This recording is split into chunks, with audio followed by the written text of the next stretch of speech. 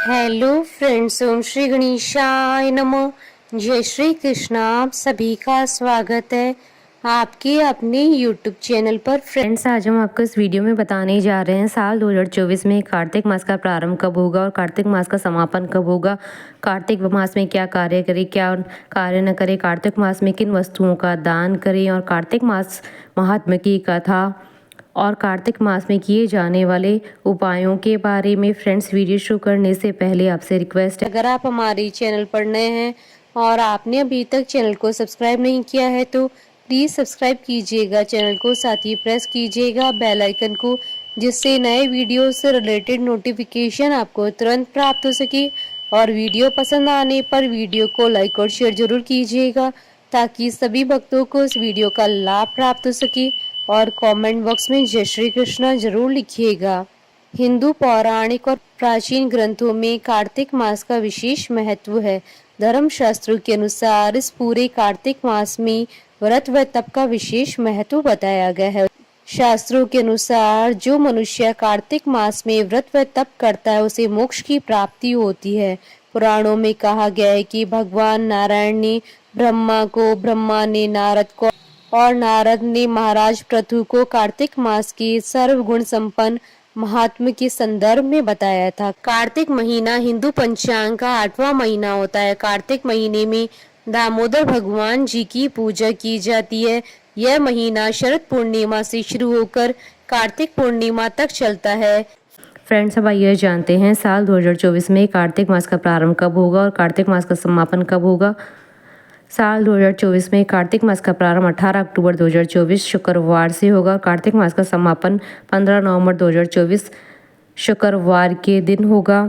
कार्तिक अमावस्या 1 नवंबर 2024 शुक्रवार के दिन है और कार्तिक पूर्णिमा 15 नवंबर 2024 शुक्रवार के दिन। इस माह में पवित्र नदियों में ब्रह्म मुहूर्त में स्नान करने का बहुत अधिक महत्व होता है। घर की महिलाएं सुबह जल्दी उठकर स्नान करें। यह स्नान कुंवारी और वैवाहिक महिलाओं दोनों के लिए श्रेष्ठ होता है। इस माह की एकादशी, जिसे प्रबोधनी एकादशी अथवा देवउठनी एकादशी कहा जाता है, इसका सर्वाधिक महत्व होता है। इस दिन भगवान विष्णु जी 4 माह की निद्रा के बाद उठते हैं, जिसके बाद से मांगलिक कार्य शुरू किए जाते हैं। इस महीने में तप एवं पूजा पाठ उपवास का महत्व होता है, जिसके फलस्वरूप जीवन में वैभव की प्राप्ति होती है। इस माह में तप के फलस्वरूप मोक्ष की प्राप्ति होती है। इस माह का श्रद्धा से पालन करने पर दीन दुखियों का उद्धार होता है, जिसका महत्व स्वयं विष्णु भगवान ने ब्रह्मा जी से कहा था। इस माह के प्रताप से रोगियों के रोग दूर होते हैं और जीवन में विलासिता से मुक्ति मिलती है। कार्तिक माह में दीपदान का बहुत महत्व होता है। इस महीने में पवित्र नदियों में, मंदिरों में दीपदान किया जाता है। ये कार्य शरद पूर्णिमा से शुरू होकर कार्तिक पूर्णिमा तक चलता है। दीपदान के पीछे का सार है कि इससे घर में धन आता है। कार्तिक महीने में लक्ष्मी जी के लिए दीप जलाया जाता है और संकेत दिया जाता है कि अब जीवन में अंधकार दूर होकर प्रकाश देने की कृपा करें। कार्तिक महीने में घर के मंदिर, वृंदावन, नदी के तट एवं शयन कक्ष में भी दीपक लगाने का महात्मा पुराणों में मिलता है। कार्तिक माह में दान का भी विशेष महत्व होता है। इस पूरे माह में गरीबों एवं ब्राह्मणों को दान दिया जाता है। इन दिनों में तुलसी दान, अन्न दान, गाय दान एवं आंवले के पौधे के दान का महत्व सर्वाधिक बताया गया है। कार्तिक माह में पशुओं को भी हरा चारा खिलाने का महत्व होता है। कार्तिक माह में श्रद्धालु मंदिरों में भजन करते हैं, अपने घरों में भी भजन करवाते हैं। इन दिनों रामायण पाठ, भागवत गीता पाठ आदि का भी बहुत महत्व होता है।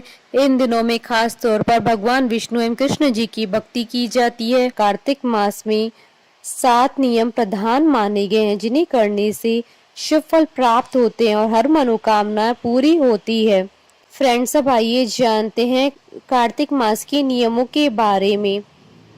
धर्म शास्त्रों के अनुसार कार्तिक मास में सबसे प्रमुख काम दीपदान करना बताया गया है। दीप, पोखर, तालाब आदि में दीपदान किया जाता है। इससे पुण्य की प्राप्ति होती है। इस महीने में तुलसी पूजन करने तथा सेवन करने का विशेष महत्व बताया गया है। वैसे तो हर मास में तुलसी का सेवन और आराधना श्रेष्ठकर होता है, लेकिन कार्तिक मास में तुलसी पूजा का महत्व कई गुना माना गया है। भूमि पर सोना कार्तिक मास का तीसरा और प्रमुख कार्य है। भूमि पर सोने से मन में सात्विकता का भाव आता है तथा अन्य विकार समाप्त हो जाते हैं।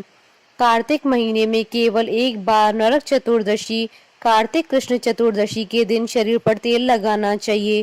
कार्तिक मास में अन्य दिनों में तेल लगाना वर्जित होता है। कार्तिक मास में द्विदलन अर्थात उड़द, मूंग, मसूर, चना, मटर, राई आदि नहीं खाने चाहिए।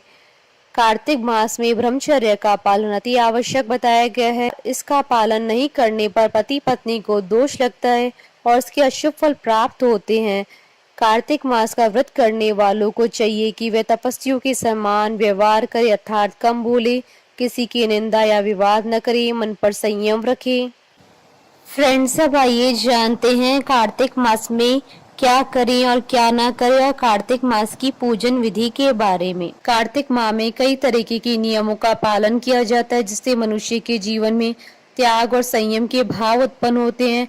इस पूरे मास में मांस, मदिरा आदि का व्यसन का त्याग किया जाता है। कई लोग प्याज, लहसुन, बैंगन आदि का सेवन भी निषेध मानते हैं। इन दिनों फर्श पर सोना उपयुक्त माना जाता है। इससे मनुष्य का स्वभाव कोमल होता है, उसमें निहित अहम का भाव खत्म हो जाता है। कार्तिक मास में ब्रह्म मुहूर्त में स्नान किया जाता है। तुलसी एवं सूर्यदेव को जल चढ़ाया जाता है। बोलिए भगवान श्री कृष्ण जी की जय। हमारे साथ इस वीडियो में अंत तक बने रहने के लिए आपका धन्यवाद। ओम श्री गणेशाय नमः। जय श्री कृष्ण।